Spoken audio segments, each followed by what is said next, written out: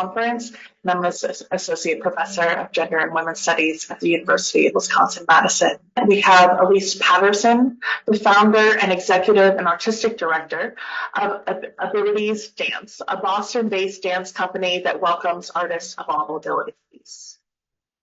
And then last but certainly not least, Dr. Anna Hinton is an assistant professor of disability studies and Black literature and culture at the University of North Texas. She has published on disability regarding constructions of Black motherhood, masculinity in hip hop, spaces of incarceration, reproductive justice in literature, and African and Afro-Diasporic spiritual practice as technology. Please welcome our panelists for what is sure to be an incredible panel. Hi, I'm Dr. Anna LaQuan Hinton. I go by the pronoun she, her, hers. And I am a deep brown-skinned, big-bodied Black woman with locks. On my shoulders a bit. I'm wearing a navy blue shirt with cacti on it. And Ellice? Hi. I'm Ellice Patterson. My pronouns are she, her. I have kind of cornrows leading into curly hair and a polka dot dress on, and happy to be here.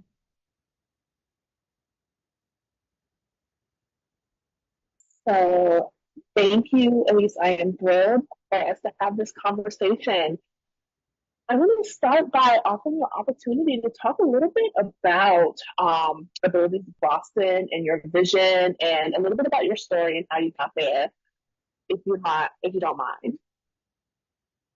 Yeah, so Abilities Dance Boston is really designed to promote disability justice work and through dance and art overall in the greater Boston area and beyond.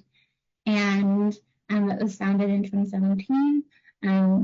Really coming from a personal place, needing a space for myself to perform, but also to see stories like mine on stage that I wasn't seeing in the broader Boston dance space and dance space in general. And so I wanted to create that for myself and then kind of expand it into beyond just me. We have our performing company, which are all adult artists with diverse identities and outside of the disabled community that put on really dope productions and kind of really groundwork representation.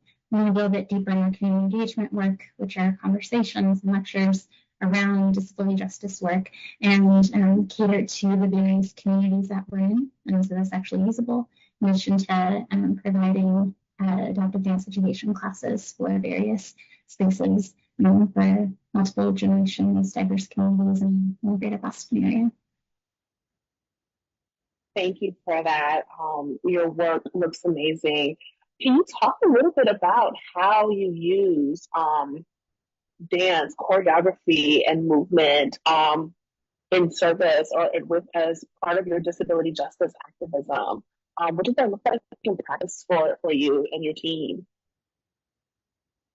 Yeah, for me, there are multiple ways in which it kind of comes through, both in the movement itself and showing radical bodies and identities on stage that are telling important stories that deal with various intersectionality elements, from honoring BIPOC and disabled honorees to doing work about climate justice and disability justice and more, really being able to tell the stories that need to be told through the body as a tool, because we all have bodies, and so it's the most accessible tool that we can use to create change.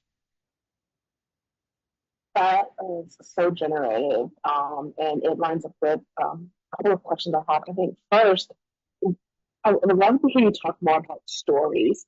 Often we consider dancing as an expression of culture, container culture, and I would love to hear you talk a little bit more about the stories that you find moving to your audience, your community, to yourself, that you tell through dance, and talk a little bit about disability culture and Black or BIPOC disability culture and dance.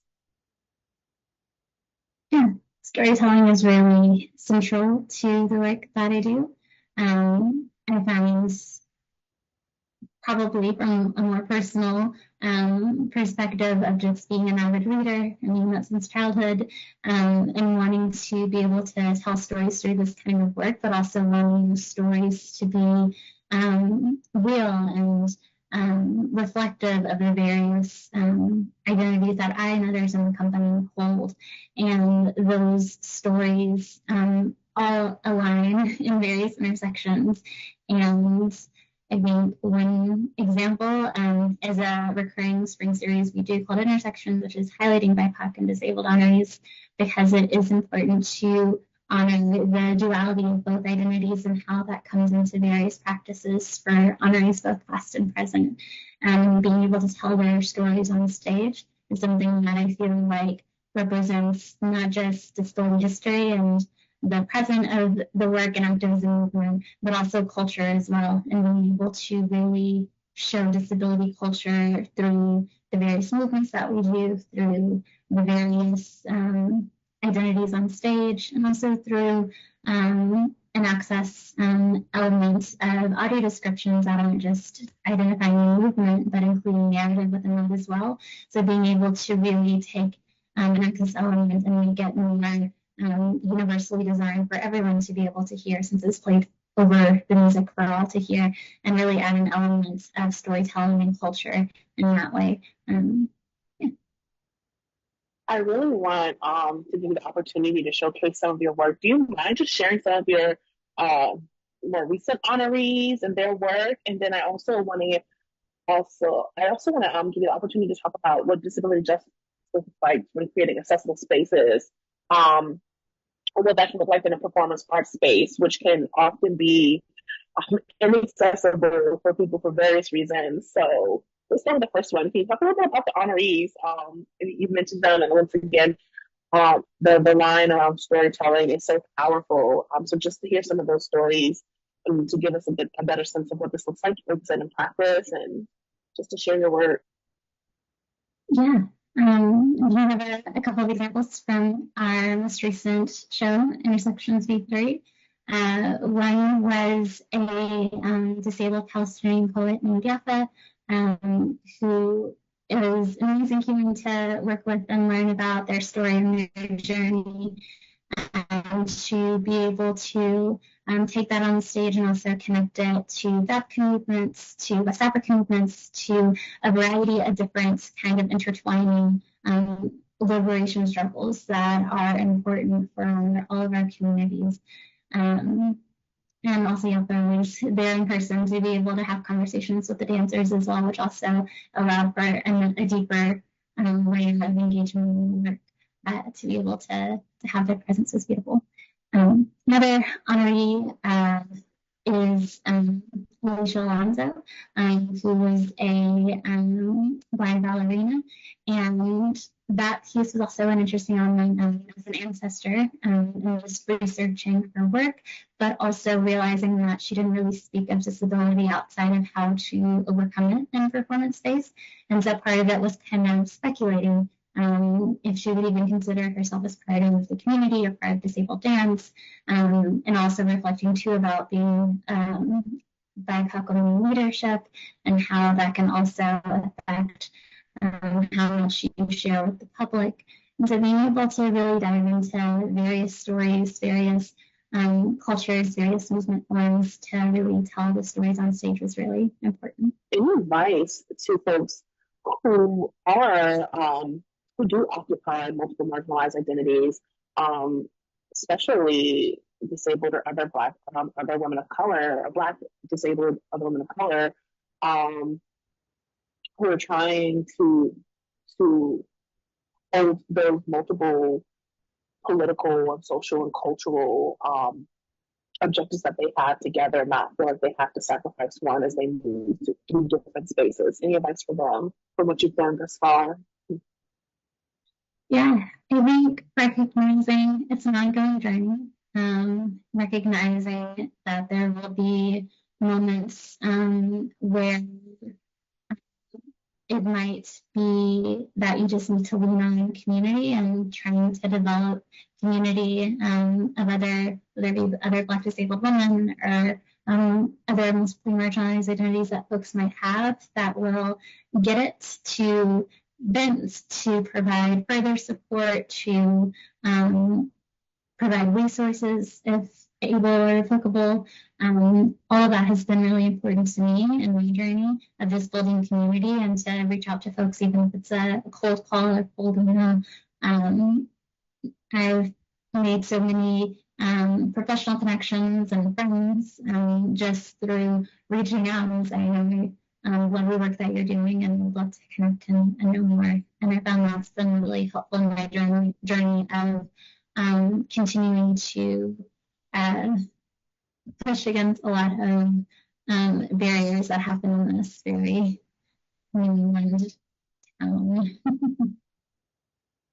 Yes, I think that's the beauty of the work that Lewis is doing with Migrant Voice, creating and making space for those communities.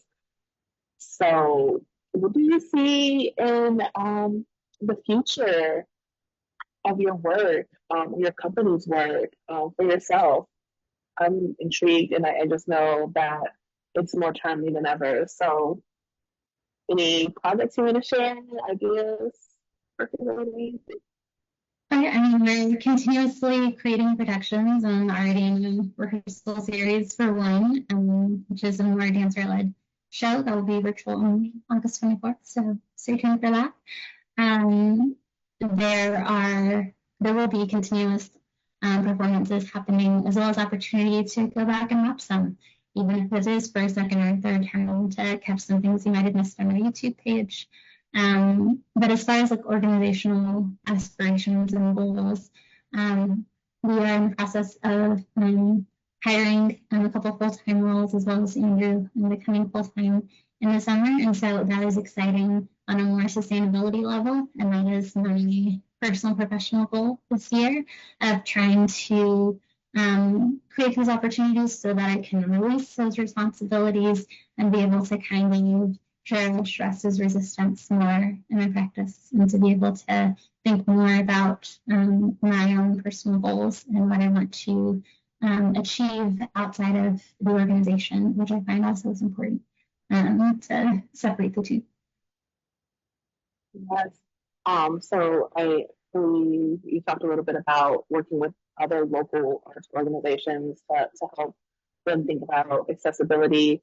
Are you considering expanding Abilities Boston to other areas, or your consultation services to other areas? Or are you thinking about using just the online platform you have to just kind of make that work available as is?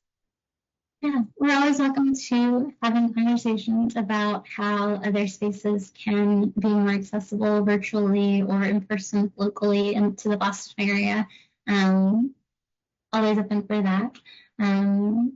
We have had conversations about trying to expand in general, creating another branch in another space, but unfortunately that state passed some anti-trans laws where we didn't feel comfortable continuing. And so we're kind of rethinking what the long-term can look like and what space is supportive of that kind of work, not just in a more communal sense, but now we have to think about it in a more legislative sense. So that would be the journey in the future.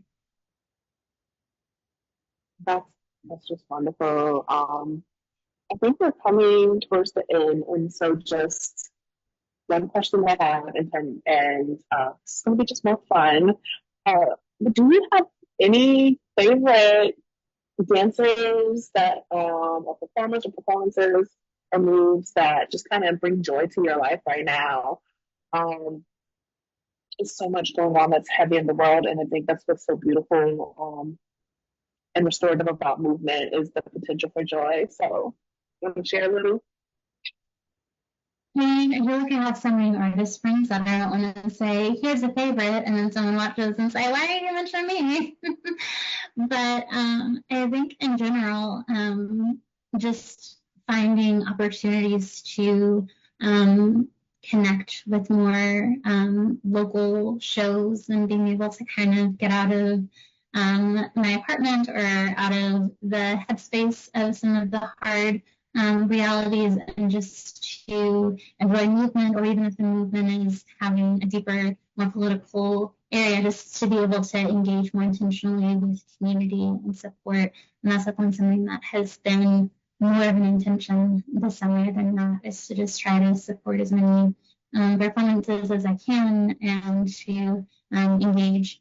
Not always successful because I have to do the whole, are there flashing lights at your show? Then I can't go. But outside of that, allowing for the presence and the energy that folks love to have in their space, and to continue to support me. Thank you. Yes, don't want to start any beefs. Things should conflict. Thank you for that. Anything else you want to share? I would say that our shows are always live streamed, and so even if you are not in the Boston area, or you are and unable to get to a performance, then you're always welcome to engage online. We'd love to see you there. We also have unlimited free tickets for both virtual and in-person showings, because we don't want finances to be a barrier to your access to the work. So there are definitely a number of ways to engage with us and to support our work, and we hope that you can. That's awesome. It's amazing. Thank you for sharing that.